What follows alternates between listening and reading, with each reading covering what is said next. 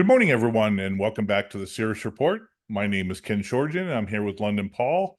And this podcast is going to be a pseudo continuation of our look at Kursk and what's going on, but more particularly the element of how world leaders, especially in the West, are responding to the attack by Zelensky on Russian soil. Paul, I want to thank you as always for being a part of this conversation. And perhaps the first thing we should look at is Germany suddenly speaking out against the Nordstream debacle. Yeah, the timing of Nord Stream's interesting because let's just, without going into too much depth, but it's important to remember there has been this ongoing investigation, and certain countries have stopped investigations claiming that there's no evidence or they can't continue their investigation for whatever reason. I think Sweden's one of them, and everybody's going, well, not everybody, because let's knock one thing on the head straight off.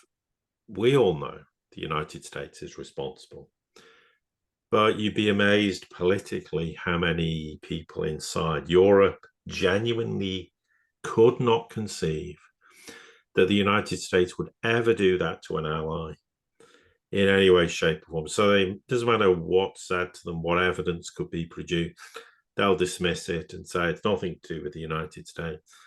There's got to be someone else involved. And pretty quickly, as we know, the whole idea of pinning on Russia just didn't wash. But there's been this investigation going on in Germany, and there was supposed to be arrest warrant issued for some Ukrainian diver in June. Now, suddenly, for some reason, this story ended up in the media. Now, for me, and we don't know for definite, of course, this is likely to have been leaked by someone deliberately. But the timing of this leak, etc., for me is extremely important. And not least because obviously the idea is that someone in Ukraine's been thrown under the bus, but it isn't supposed to be Zelensky, is it Zelensky? And I mean, the story's kind of half fizzled out again, although not from the Russian perspective. And certainly this investigation's ongoing. There's claims Poland was cooperating, but not, as we said, completely cooperating. But I think it isn't a coincidence that what's happened in Kursk and this announcement to do with Nord Stream that's kind of pinning it on Ukraine was also sort of trying to pin it to some extent on Poland and avoid, obviously, any culpability with respect to the United States. Now, of course, the Ukrainians are denying any involvement. Everyone's denying any involvement. But clearly, there is now serious questions to be asked. Well, if indeed Ukraine was responsible, and I don't think they were, but let's just play along with the argument as is being presented that Ukraine in some capacity was responsible. Well, then they're attacking a NATO country. So does that mean there should have been an Article 5 discussion? I'm not saying Article 5 because it doesn't lead to war. That's a big myth. There has to be a discussion whether it does, but arguably it puts Ukraine in a very, very difficult position. Now, let's just assume, for argument's sake, the Germans actually don't believe the Americans are involved at all, and actually do believe the Ukrainians are involved, which arguably they do, and they may have.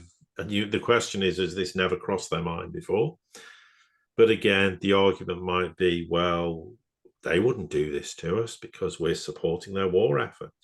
We're allies. We're helping them to defeat Russia, or not defeating Russia, but the belief they're defeating Russia. And why it looks very suspicious is because on the back of what's gone on to do with Nord Stream, suddenly the Germans came out and said, well, we have an existing financial commitment, but we're not committing any more finance, any more assistance to the Ukrainians, which looked like a hammer blow to the German aspirations to support them.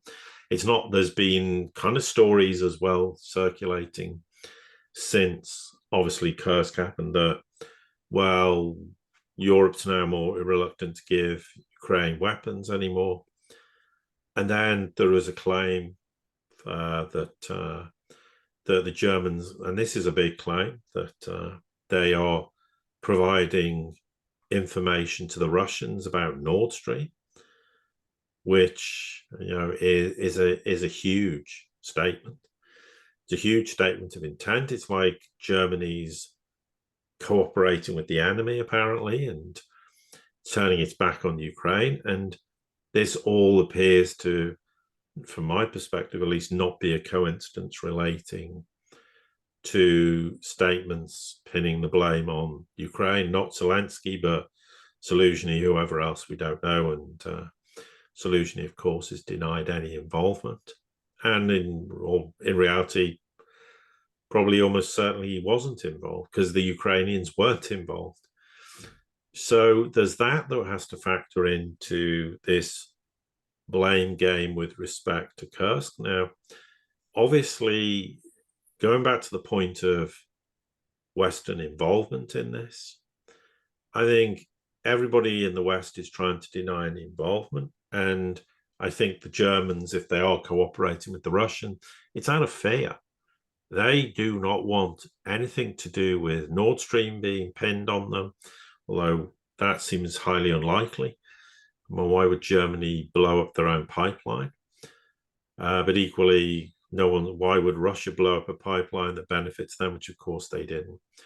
But I think Germany's extremely worried in the context of what's gone on in Kursk. Now, of course, there is evidence that, I mean, as much as you can say this is evidence, because you have to be careful, what people see doesn't necessarily attribute to reality. So people can see dead military personnel or mercenaries with a German flag or in some sort of insignia on their uniform they were wearing. Does that actually mean it's any relation to Germany itself? Well, maybe, but equally maybe not, but the optics look bad. And maybe this is Germany's way of trying to appease Russia because, you know, Putin's basically come out and said, well, we're not negotiating with anyone. All negotiations are off. We set you an ultimatum last time that, you know, we keep the 4 republics because we've had a referendum. Okay? Whether you agree with that referendum or not, the West is basically irrelevant. It's not of our concern. But those conditions are now off the table, and we're not discussing anything with you because Ukraine invaded Russia, and also because they're just fearful of what happens if Russia does escalate from an SMO to a war footing. What does that mean, not just for Ukraine, but what does that mean for us as European countries? Because you've got to bear in mind, and this is the United States fed all this propaganda to get the Europeans on side, because if you go right back to the start of the war, Europe wasn't really keen to get involved in any capacity. And Biden came out, Biden was told to say this by who we don't know. Well, there's 2 ways out of this war. We either have World War III or we sanction Russia to oblivion.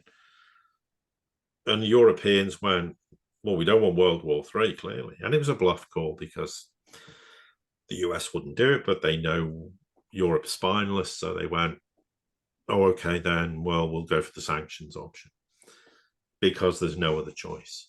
But fundamentally, the other story was, well, if we don't defeat Russia, then what's going to happen is they'll take Ukraine, and then they'll take Poland and the Baltic republics, and they'll form the Soviet Union 2.0, and then it'll be Germany. And of course, this is nonsense, but they believe it. And of course, there's countries like the Baltic republics who have rightly very bad memories of the Soviet Union, and Poland equally. But, you know, they still believe that that's the intention of the Russians, which of course is nonsense. But if you suddenly think, hang on a minute, maybe they will escalate this to a war. And if it goes to a war footing, are they going to come after us, meaning Germany? Then you want to start cooperating with them. You're going to start looking at finding ways to effectively throw the book at the Ukrainians and blame them for everything, and go, look, Russia, we're trying to deal with this, and you know we didn't blow up our own pipeline. And instead of asking the question and seeing obviously what happened way back, like, I mean, statements came out from the Biden administration, along the lines of one way or the other, we'll stop Nordstream 2 coming online. It doesn't get more obvious than that. But as much as people would like to imagine all sorts of convoluted theories about what's going on, you would be probably amazed, but shouldn't be, about the ignorance and naivety and stupidity of Western leaders who will simply not look at the obvious and go, this isn't possible. It can't possibly be the Americans. Why would they do this? Instead of actually answering the question, well, they're the obvious prime suspect in blowing it up, and the reasons are very, very obvious, not least, well, they can sell their own LNG to Europe instead. So it benefits the Americans. Sanction Russian energy. The Americans are going to win out of it, or so they think. But of course, increasingly, that's not the case either. But they're incapable of thinking that way. But I think now, with recent events, I think Kursk has also suggests to me, judging by statements coming out, that the Europeans, particularly maybe the Germans, have gone, well, we didn't approve this, we didn't know anything about this. They've just acted independently, and they've put us in this very difficult situation, and we're feeling very uncomfortable. We don't want to as much as we want to fight this war in a proxy basis, we don't want to now feel that we're actually at war with Russia itself, because Putin seems furious about this and angry about what's going on, and he's then all the things they're terrified of and believe to be true will just be reinforced in that moment. And I suspect that is part of what we're seeing now, and why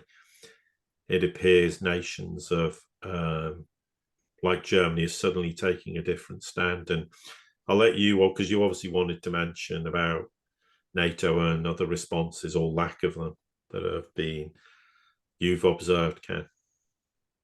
Yeah, the most interesting thing is Stoltenberg. I mean, he spent a couple, 2-3 months every single day coming out and just vilifying, crucifying Russia for who knows what. And then all of a sudden he went silent. And even the Biden administration has gone silent. And I started going back and I said, when did Biden really, at least his administration, his spokespeople, Kirby, Blinken, et cetera, when did they really start to move away from Ukraine, start talking, the promises of, oh, we're going to send all these extra billions of dollars? It was a combination of two things.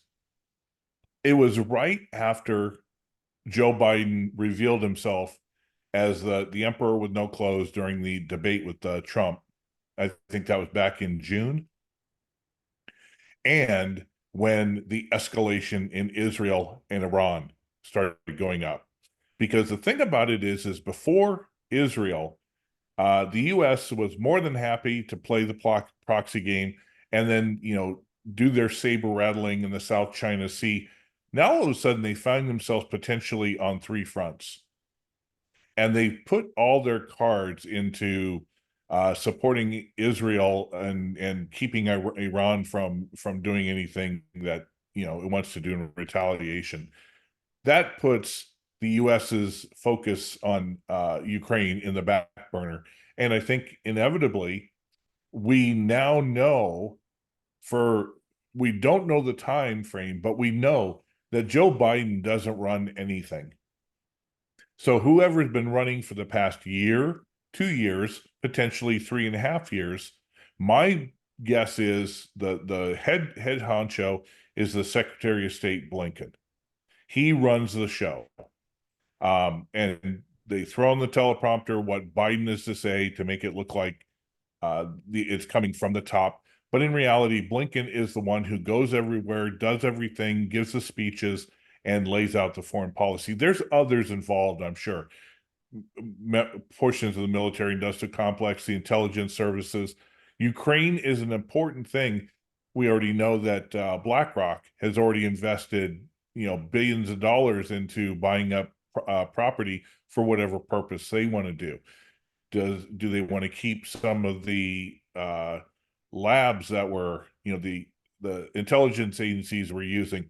Who knows? But the reality is that the President of the United States is not involved in the day-to-day decisions and policy agendas and where the direction this is going. So if at a certain point Blinken is writing off Ukraine, then the thing to do in this case is really to ignore it, as you mentioned in the last podcast, ignore it as if it's never happened. They've never been involved, and when anybody ever asks you, obfuscate the truth. At that very same time, at the end of June, Stoltenberg stopped giving his propaganda speeches. We haven't heard from Germany's Baerbock in forever. And Scholz has moved on to more important things like dealing with the domestic problems as well as the economic problems going on in his country. The only country really that seems to want to continue this conflict is the UK, perhaps primarily for the reasons that you said.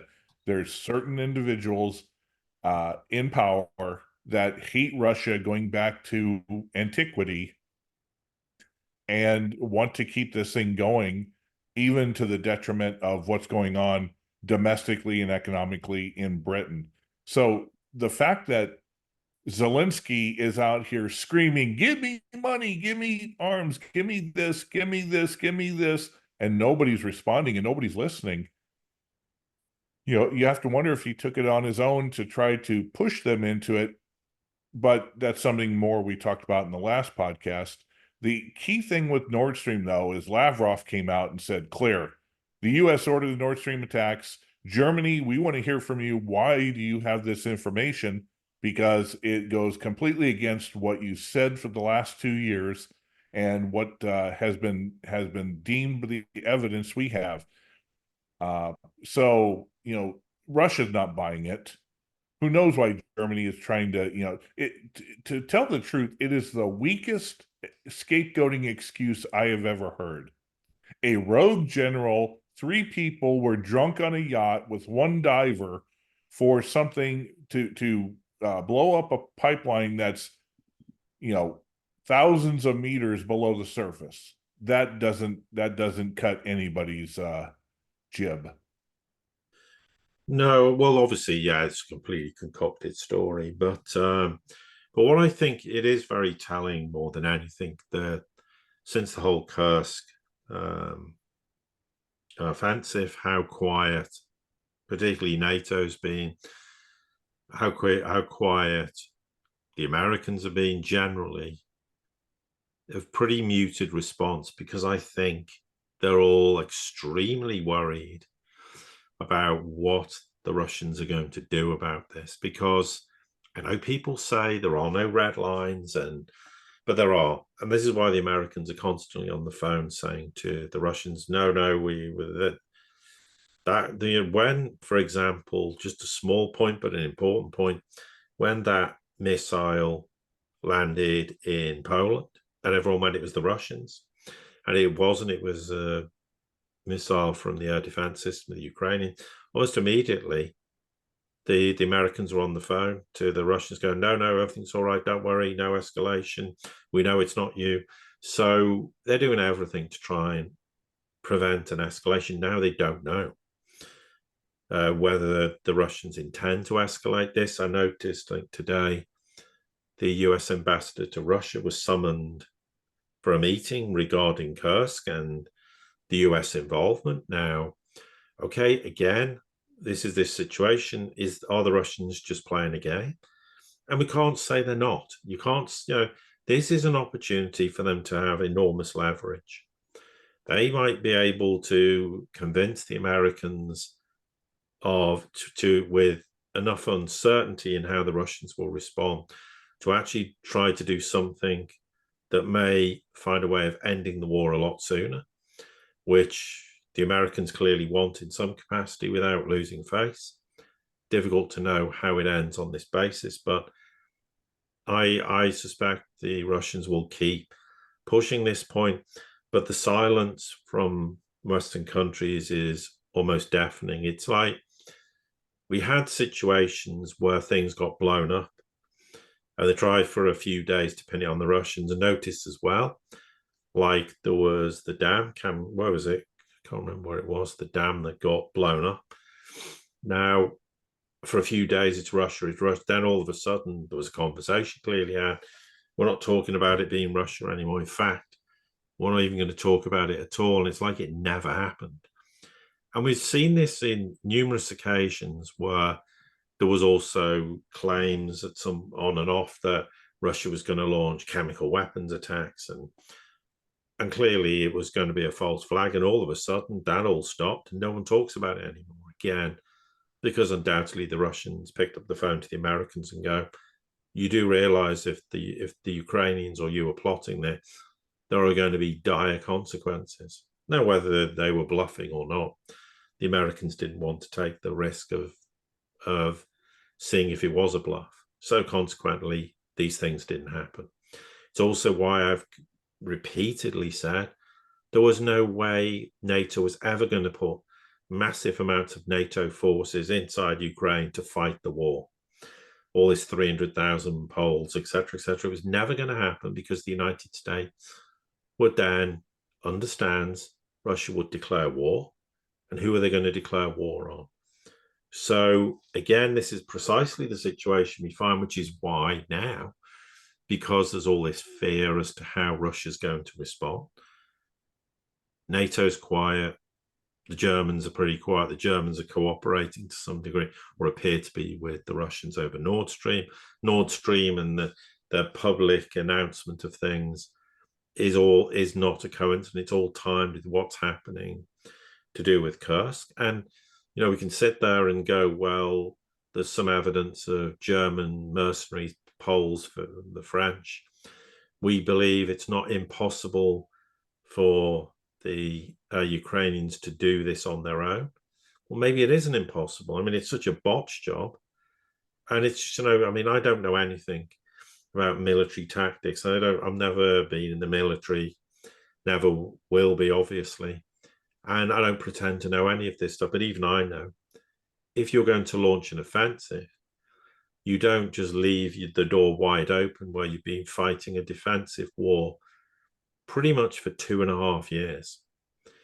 It's just, I mean, it's totally illogical. I mean, it's just, you wouldn't do it. Okay, yes, there's the act of desperation and trying to keep the West support, but of course that's completely blown up in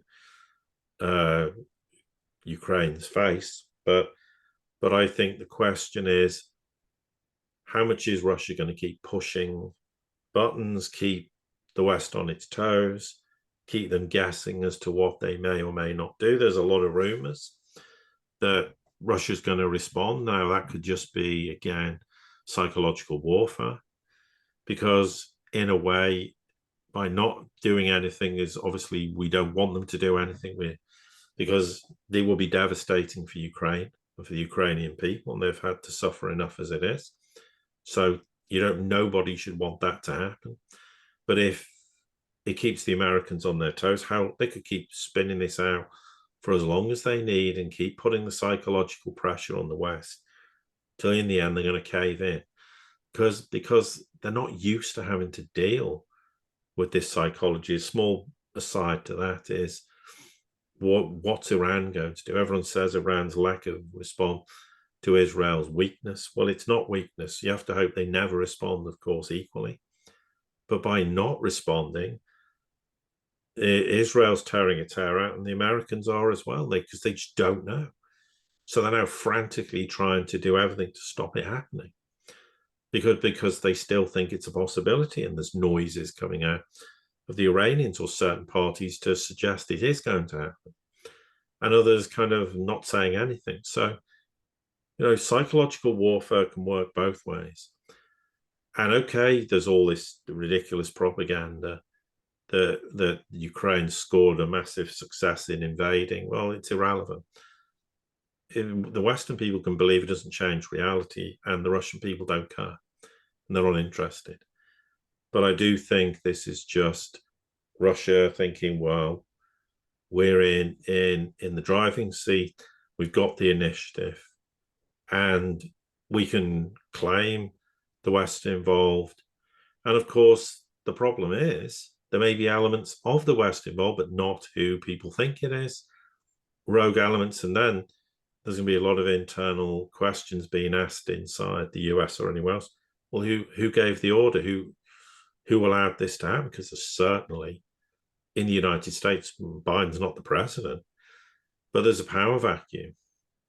And that vacuum is filled by who? And because there's no continuity. And this is why for me, the US is just running around like a headless chicken trying to put fires out, that it's actually created the fire in the first place itself. But it doesn't have any answers, and time will tell. But clearly and logically, Kursk will last for as long as it. Russia's in no mood to end the war quickly, as we've said, which suggests to me that they knew what was going to happen, and they know they can deal with this. It's just a matter of, it'll drain a lot of resources, keep the war going enough to end it gradually, because in those 2 or 3 months before winter kicks in, they're going to take a lot more territory in Donetsk. They might end up taking all of it, although I doubt it, because they've still got big cities there which are going to be heavily fortified. But it just gives them an opportunity to put more and more pressure on the Ukrainians, more and more pressure on the Americans, more importantly, who will ultimately be the one who says this war's ending, and Ukraine will have to do as it's told. However, the Americans feel they can get out of this, but I think Kursk is their biggest nightmare in this war. It wasn't supposed to happen. Everything logically people can say points to it being the American involvement, but like I said at the start, on October the 7th, this Hamas offensive is the United States' worst nightmare, because they're caught between a rock and a hard place. They will have to support Israel. It will cause them immense damage on the world stage, and they absolutely don't want to go to war with Iran when everybody said they did. And here we are, 10 and a half, 11 months later nearly. They're not at war because they don't want to go to war. Well, it's the same principle in a way.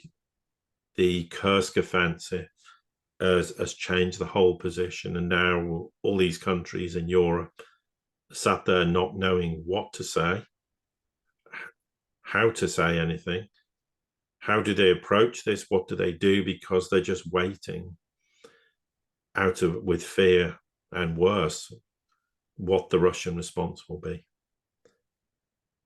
I very much agree. And, the thing about it is, you hit a key point, is, Russia still remains masters of diplomacy.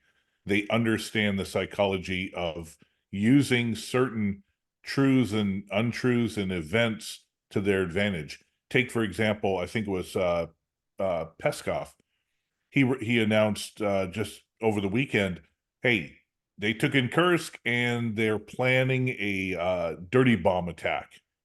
Well, is Zelensky really planning a dirty bomb attack? No, but it's enough to throw fear and caution into NATO or the United States or Europe from getting really involved, because if there was even the chance of that, then this thing escalates to nuclear levels. So it's a way to hold back any potential, support for the Kursk incursion if they wanted to do that. Then, of course, we have what's going on in Germany as well. They decide that something's up. We've got to throw out this story about Nordstream. And now one of the members of the AfD party are attacking Schultz by saying, hey, if they did that to us, then we should demand $11 billion, in compensation from Ukraine for doing this. And now all of a sudden it's putting a wedge between the German government and the Ukrainian government, even greater than what the story would have done. And Zelensky is sitting out there, who knows? He's losing allies both internally and externally as fast as possible. And you have to wonder, we're getting closer to fall and we're getting closer to the winter season. If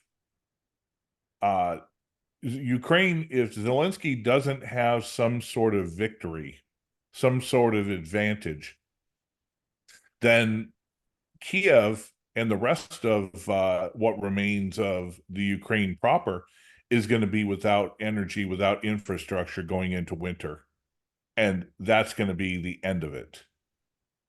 Well, it's certainly something they're deeply fearful of, that whatever energy infrastructures left could be destroyed by the Russians. And then they will be in dire straits. They're already in dire straits because so much of it has been destroyed. So there's real quick. Yeah, go on. Just think of also what happened a couple of weeks ago. Poland and Hungary are cutting off electricity to Kiev because they're not paying their bills, and they're cutting off the natural gas flow into those two European countries. So they're getting it from all sides all of a sudden. Well, yeah, and clearly it's probably A, because of Nordstream, B, because as I say, I don't think anybody wanted the Kursk response to happen. I mean, you got to bear in mind, it's like the Americans were going, you cannot use these weapons and fire them at targets inside Russia because that is an escalation and we're not prepared to take that risk.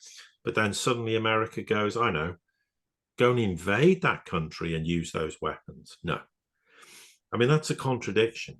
And these, things that have said matter. And I think the problem is people don't believe any of this. They don't believe the Americans are frightened of anything. They think that America's top dog. They think America is ruling the roost. America is the supreme power, and therefore everything that happens must relate to their conduct. And I think the Russians suffer from this bit, that everything must be approved by the Americans. No, America is very weak now. And, just look at what's happened with the Houthis. The Houthis have basically humiliated the United States in the Red Sea with very primitive weapons. So if they can't defeat the Houthis, what, they're going to go to war with the Iranians and the Russians? Absolutely not. So we have to start, and I'm one of the biggest critics of the United States' foreign policy, as everybody knows. But at times there are things when I go, well, no, you can't just automatically assume America's responsible for this, because the world is changing and it's not how it used to be. And people are still trying to piece things together as though this is 30, 40 years ago when America was top dog. They didn't have any competitors in that regard. Yeah, Russia was notionally a superpower only because it had nuclear weapons. The United States was far and away the biggest power in the world and no one could touch it. Well, that's over. It doesn't exist anymore. So we can't always assume that anything that happens with respect to Ukraine is coming from the Americans. A lot of it probably isn't. And we know there are definitely historical precedences, not on the same magnitude as Kursk, where Ukraine did things, the Americans asked them, what are you playing at?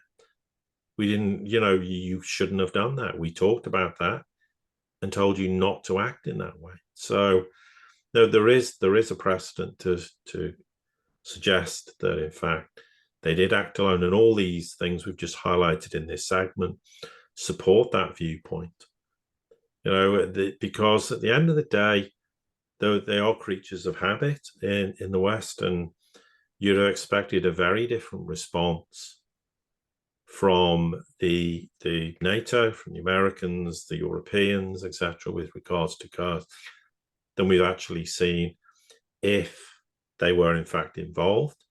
Because if they'd been involved, they would have thought we can win. They'd have been all cocky and confident and feeling they were going to stick it to the Russians. Well, they don't sound remotely like that. Okay, apart from the one article in the UK media, but apart from that, no one's sounding like that. Well, that again is an indication that they have not approved this, even though everybody would like to believe it. But at the end of the day, if the Russians believe it or pretending to believe it, and the Americans believe they believe it, it's going to make the United States extremely nervous as to what happens next. And obviously, we have to hope that this is a way to apply leverage to end the war yesterday, and it doesn't escalate into this full-blown conflict that some people believe could be the case, because this will be absolutely devastating on so many levels. And the last thing Europe needs is an escalation, and particularly the Ukrainians, because at the end of the day, most of the Ukrainians fighting don't even want to fight the war. The vast bulk of Ukrainian people want the war over. They don't want to be losing any more of their relatives.